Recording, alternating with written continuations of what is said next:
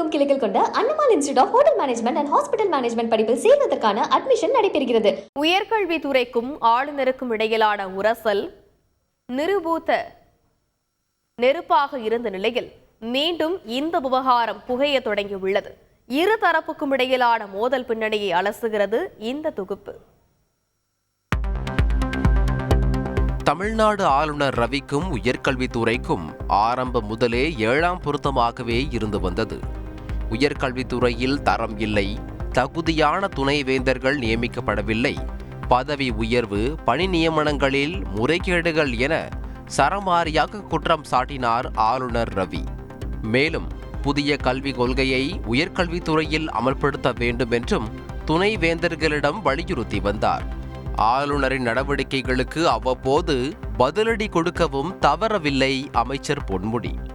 உச்சகட்டமாக சட்டப்பேரவையில் உரை நிகழ்த்த வந்த ஆளுநர் ரவியை பார்த்து அமைச்சர் பொன்முடி கடுமையான விமர்சனங்களை முன்வைத்ததாக குற்றச்சாட்டு எழுந்தது. இதற்கிடையே சொத்து குவிப்பு வழக்கில் சிக்கி அமைச்சர் பதவியை இழந்த பொன்முடிக்கு மீண்டும் ஆளுநரே அமைச்சராக பதவி பிரமாணம் செய்து வைக்க வேண்டிய நிலை ஏற்பட்டது. அவருக்கு பதவி பிரமாணம் செய்து வைக்க ஆளுநர் ரவி தயக்கம் காட்டி வந்தார். ஆனால் உச்சநீதிமன்றத்தின் கண்டிப்பால் வேறு வழியின்றி பதவி பிரமாணம் செய்து வைத்தார் ஆளுநர் ரவி. இந்த மோதல் போக்கு இத்துடன் முடிந்தது என அனைவரும் எதிர்பார்த்த நிலையில் அது நீர் பூத்த நெருப்பாக இருப்பது இப்போது தெரிய வந்துள்ளது. சேலம் பெரியார் பல்கலைக்கழக துணைவேந்தர் ஜெகநாதன் பல்வேறு சர்ச்சைகளில் சிக்கி வந்தார். அவருக்கு எதிராக போராட்டங்கள் நடந்தன. அவரை பதவி நீக்கம் செய்ய வேண்டுமென பல்வேறு அரசியல் கட்சிகளும் குரல் கொடுத்தன. தமிழக அரசும் அவருக்கு எதிர்ப்பு தெரிவித்து வந்தது.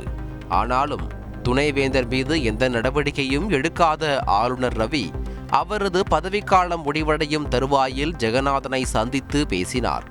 இதற்கிடையே கடந்த 24ஆம் தேதி சட்டப்பேரவையில் பேசிய அமைச்சர் பொன்முடி ஜெகநாதனுக்கு பதவி நீட்டிப்பு கிடைக்க விடமாட்டோம் என்றும் தடுத்து நிறுத்துவோம் எனவும் முழங்கினார்.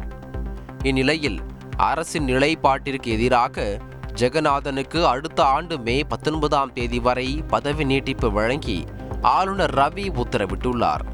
இதுபோன்ற பதவி நீட்டிப்புகள் தேவையற்ற சர்ச்சைகளை ஏற்படுத்தும் என கல்வியாளர்கள் கருத்து தெரிவித்துள்ளனர்.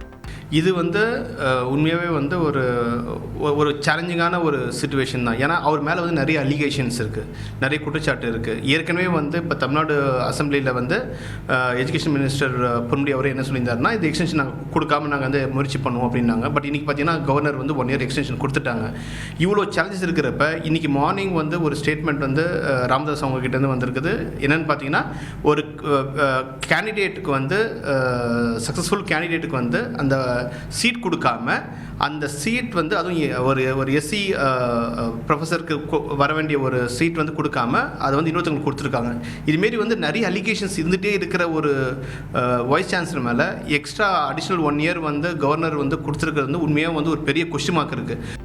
ஆளுநரின் நடவடிக்கைக்கு அமைச்சர் பொன்முடி பதிலடி கொடுப்பார் என்றே எதிர்பார்க்கப்படுகிறது. வரும் 2ஆம் தேதி நடைபெறும் அண்ணா பல்கலைக்கழக பட்டமளிப்பு விழாவை பொன்முடி புறக்கணிப்பது அல்லது விழாவில் கலந்து கொண்டு ஆளுநரின் செயல்பாட்டை விமர்சிப்பது ஆகிய இரண்டில் ஏதாவது ஒரு முடிவை எடுப்பார் என்றும் தகவல்கள் வெளியாகியுள்ளன. தமிழகமெங்கும் கிளைகள் கொண்ட Annamal institute of hotel management and hospital management படிப்பில் சேர்வதற்கான அட்மிஷன் நடைபெறுகிறது.